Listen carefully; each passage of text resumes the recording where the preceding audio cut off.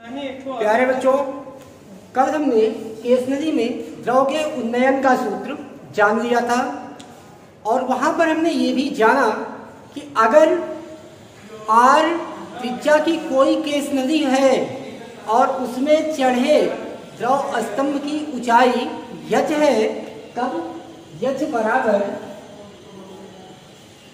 2t cos theta upon r rho g, जहां पर T उस द्रव का पृष्ठ तनाव होता था और रो उस द्रव का घनत्व था, थीटा संपर्क कोण होता था द्रव और कांच के लिए और जी गुरुत्वीय त्वरण था। अब आज हमको सीखना है कि अगर हम केस नदी को तिरछा कर दें तब द्रव के उन्नयन पर क्या प्रभाव पड़ेगा। इसके लिए हम मानते हैं कि कोई एक केस नदी जो दोनों सिरों पर मुक्त है या खुली है, ये हमने इसको मान लिया, ये किसी द्रव में खड़ी है और इसमें बाह्य तल से ये जो यहाँ पर इस तरह बन जाएगा,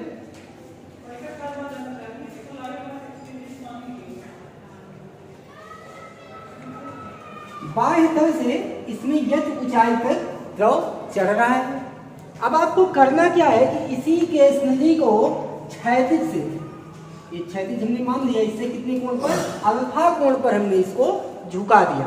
तो अल्फा कोण पर जब हमने झुकाया तब होगा क्या कि इस जो केस नदी में द्रव स्तंभ का भाग यच ऊंचाई तक द्रव चढ़ रहा है, इसके भार को संतुलित करने के लिए इस नदी की जो जल की जो ऊर्ध्व ऊंचाई है अभी भी ये यच ही रहेगी, लेकिन इस केस नदी में जो द्रव भरा हुआ है इसकी क्षैतिज लंबाई बढ़ करके यच डैश हो जाएगी। बात समझिएगा कि जो भी द्रव केस नदी में चढ़ता था उसको संतुलित कौन करता था, इस द्रव स्तंभ का भार संतुलित करता था।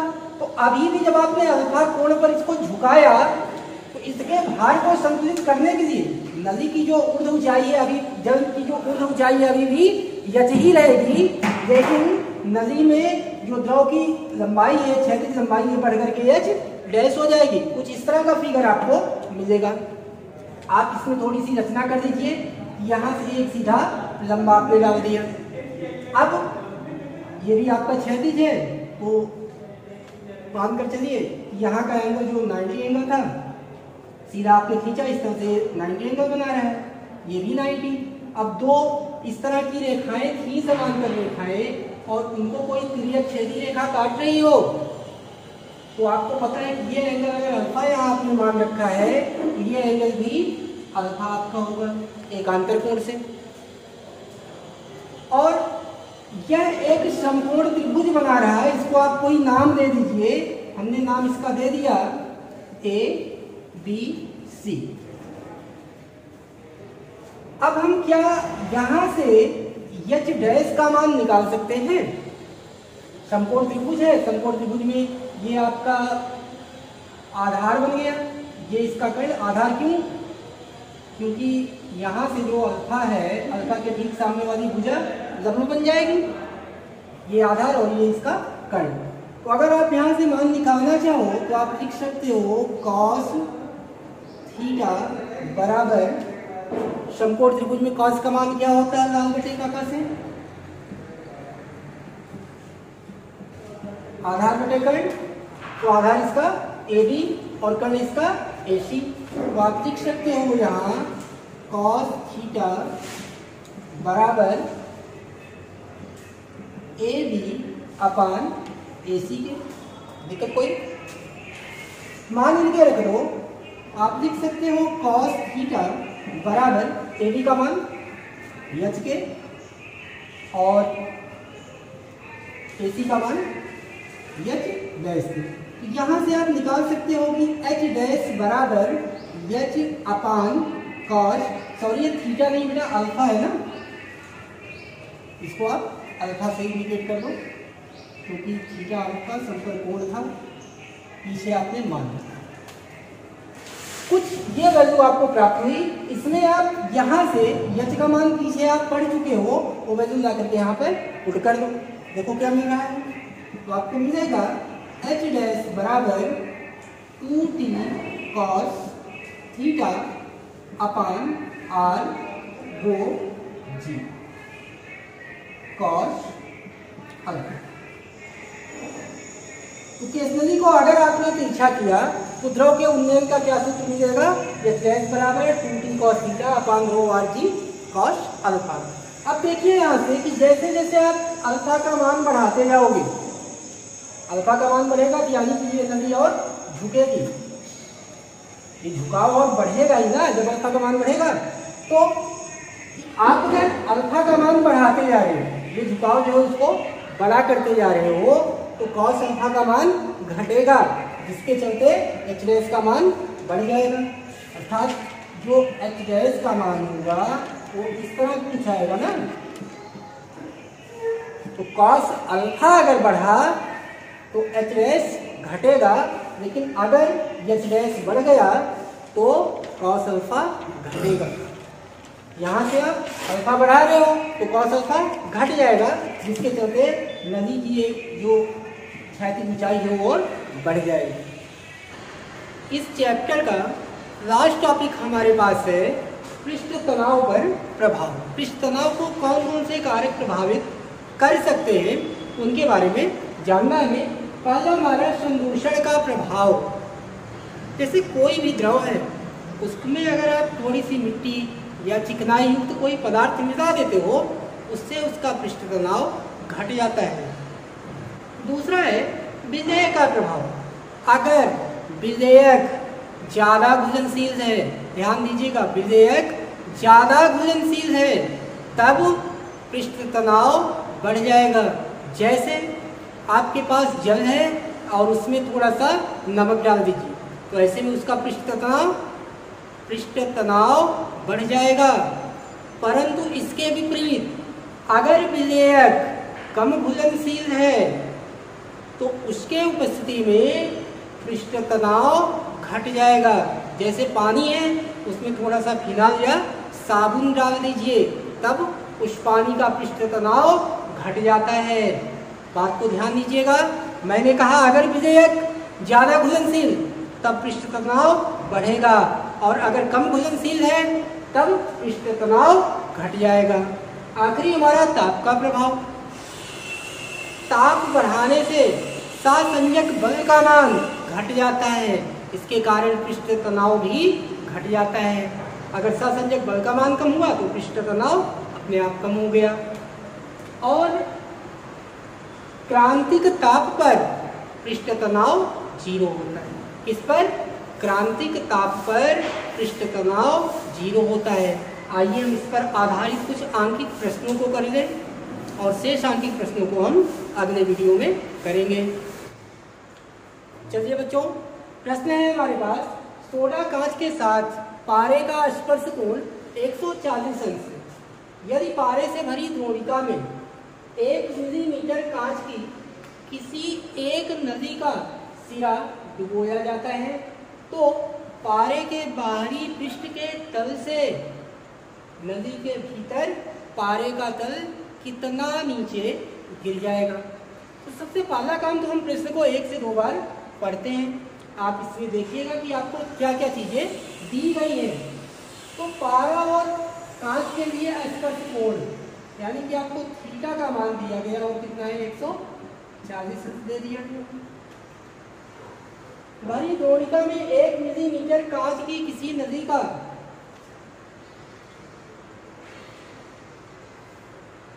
एक सिरा 1 मिलीमीटर त्रिज्या आप यहां कर दीजिएगा,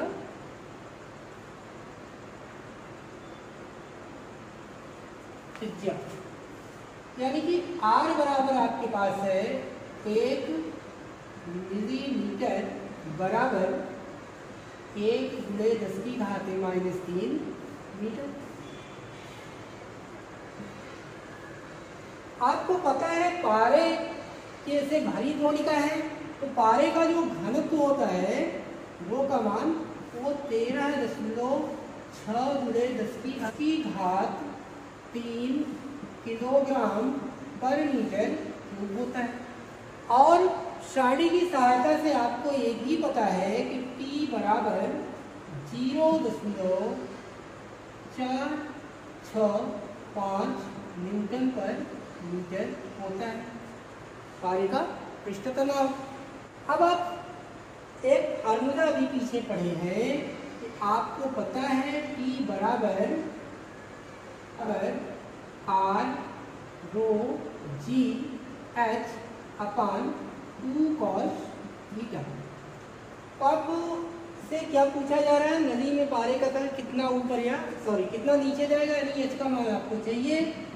तो आपको यहाँ से एच बराबर फाइंड करो तो मिलेगा एच बराबर 2t cos theta upon r rho g के। आप वैल्यू यहाँ पुट करो, 2t की वैल्यू 0.465 इंटू कॉस थीटा, तो कॉस 140 इसके स्थान पर बटे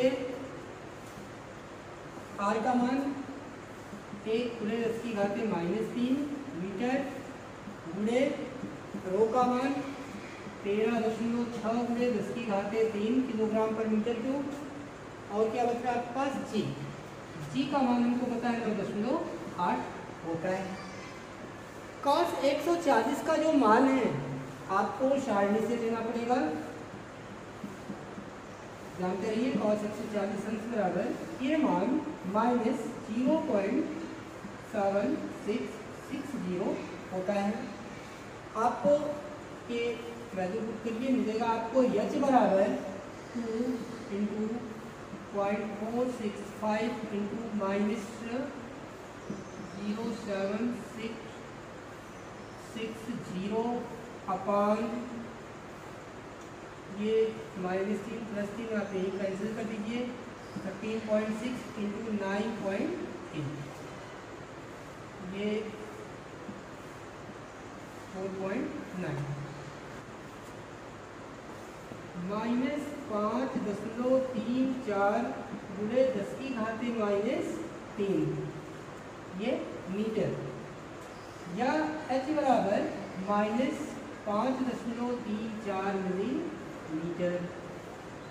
आपका आंसर बनेगा कि पारे का तल नदी में 5.34 मिलीमीटर नीचे उतर जाएगा। नीचे क्यों आप कह रहे उतरेगा, क्योंकि एच की ये वैल्यू किस में आपको मिल रही है, निगेटिव में मिल रही है। ठीक है, और आपने पीछे फार्मूला भी पढ़ा है कि अगर थीटा का मान 90 अंश से बड़ा हो, अधिक कोण है, तो ऐसा द्रव इस नदी में नीचे उतरेगा। ठीक है, आइए हम अपने अगले प्रश्न पर चलते हैं। आइए देखते हैं, अगला प्रश्न हमारे पास है कि 3 मिलीमीटर तथा 6 मिलीमीटर व्यास की 2 संकीर्ण नदियों को जोड़कर दोनों सिरों से खुली एक यू आकार की नदी बनाई जाती है।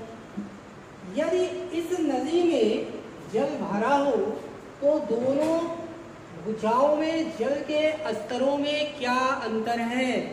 जैसे इसके कहने का मतलब ये है कि एक इस तरह की नदी कोई थी 3 मिलीमीटर की,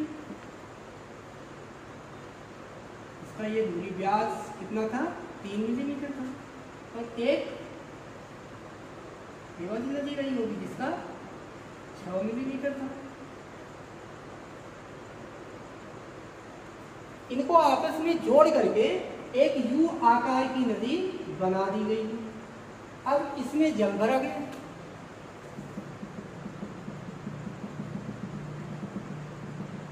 आपको पता है कि क्योंकि इसका जो व्यास है वो बड़ा है इसकी अपेक्षा, तो इसमें जल कम ऊंचाई तक चढ़ेगा, जबकि इसमें जल ज़्यादा ऊंचाई तक चढ़ेगा। अगर इसमें मान लो कि ये H1 चढ़ रहा है और इसका जो द्रव का तल है वो H2 चढ़ रहा है, H2 ऊंचाई तक चढ़ रहा है, तो दोनों का जो अंतर है केवल यही चाहिए आपको कि ये अंतर कितना आ रहा है, इतनी दूरी आपको ज्ञात करनी है। इसके लिए क्या करोगे, H1 में से H2 को घटा दोगे। तो आइए देखते हैं क्या इसमें कर सकते हैं हम। इस क्वेश्चन में आपको दिया गया है, क्या क्या चीजें दी गई है पहले वो समझ लिखा गया है। दिया गया है जैसे जल है तो जल का घनत्व वो बराबर 1/10³ किलोग्राम पर मीटर क्यूब होता है। जो शुद्ध जल का पृष्ठ तनाव होता है वो 7.3 × 10⁻² न्यूटन पर मीटर होता है। आपको पता है स्मॉल जी का मान 9.8 मीटर पर सेकेंड स्क्वायर होता है। ये कांच और द्रव की बात की गई है और इसमें अगर एंगल नहीं दिया है तो ये जो संपर्क कोण है इसको आप कितना मानोगे 0 अंश। और आपने अभी जस्ट पीछे एक फार्मूला पढ़ा है कि H बराबर 2t cos θ/r rho g। अब आप मानिएगा कि एक तरफ जो नदी की में भरे द्रव की ऊंचाई हो h1 हो और इसके अगेंस्ट दूसरी तरफ के का h2 हो। तो जैसे अगर इधर वाला h1 रहा हो और इधर वाला h2 रहा हो तो व्यास भी इसका आप कितना, ये d1 मान लेना, ये वाला व्यास d2 मान लेना। तो इसकी त्रिज्या कितनी हो जाएगी, r1 मान लेना, इसकी त्रिज्या r2 मान लेना। ये h1 था। तो यू नदी के एक तरफ का व्यास d1 है, ये कितना दिया हुआ है 3 मिलीमीटर आपको दिया है। यहाँ से आप r1 का मान निकाल सकते हैं। r1 बराबर क्या हो जाएगा, व्यास का आधा त्रिज्या होता है तो 3/2 यानी कि 1.5 मिलीमीटर या 1.5 × 10⁻³ मीटर। सेम इसी तरह d2 निकालो, ये 6 मिलीमीटर या r2 आपका कितना हो जाएगा 6/2 बराबर 3 मिलीमीटर या 3 × 10⁻³ मीटर। दिक्कत कोई यहाँ तक बताओ भाई? नहीं, आगे बढ़ते हैं। तो ऊंचाइयों का जो अंतर है, जब इसमें यहाँ तक रहा हो, यहाँ तक मान लेना और उसमें यहाँ तक, तो कैसे निकलेगा ऊंचाइयों का अंतर? h1 माइनस h2 आपको करना पड़ेगा ना।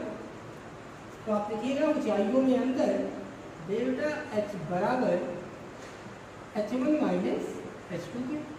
आप h1 और h2 के मान रख दीजिए। यहाँ देखिए h बराबर है तो जब h1 बराबर लिखोगे तो सारा कुछ सेम रहेगा, बस यहाँ पर r1 आ जाएगा और h2 के लिए इसमें r2 आ जाएगा। तो ये आपका मिल जाएगा 2t cos θ/r1 rho g minus 2t cos θ/r2 rho g। कुछ चीज़ें कॉमन हैं, आप उनको बाहर करिए तो डेल्टा h बराबर 2t cos θ/rho g common है। यहाँ ब्रैकेट में आपके पास 1/r1 माइनस 1/r2 बचा। इसको और हल करने के लिए इसका सब मान रख दिया जाए तो आपको मिलेगा डेल्टा h बराबर 2 × t का मान 7.3 × 10⁻−2 न्यूटन पर मीटर। इसके बाद क्या है cos थीटा, तो cos 0 अंश बटे रो का मान 1 × 10⁻³ और g का मान 9.8। यहाँ ब्रैकेट में 1/r1 का मान कितना आया 1.5 × 10⁻³ -3 माइनस 1/3 × 10⁻³ ब्रैकेट यहाँ पर मैंने बंद कर दिया। चीज़ों को हल कर दिया जाए तो डेल्टा h बराबर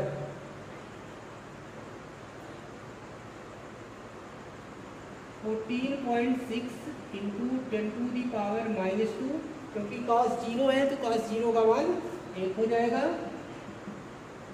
और यहाँ पर भी दोनों पक्षों में 10⁻³ को आप बाहर करिएगा तो ये -3 इससे +3 से कैंसिल हो जाएगा, बचेगा 9.8 आपके पास। और ब्रैकेट के अंदर आपके पास क्या क्या बच रहा है इसको देखिए, 1/1.5 -1/3 के।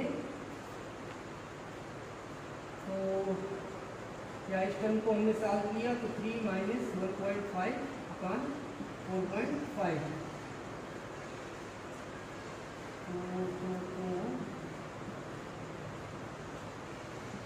14.6 इंटू 10⁻² बटे 9.8 इंटू इतना डेल्टा एच बराबर, या डेल्टा एच बराबर आप देख सकते हो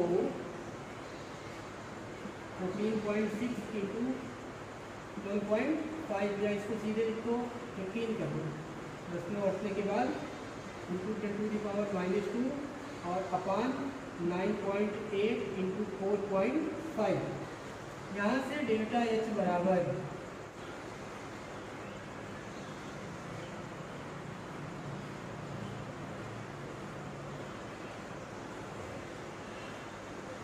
नहीं, 5 पॉइंट नहीं रहेगा, ये 3 टाइम कट जाएगा, तो आपके पास मिलेगा 14.6, 3 से इसमें मल्टीप्लाई करो तो 29.4 और इंटू 10⁻²।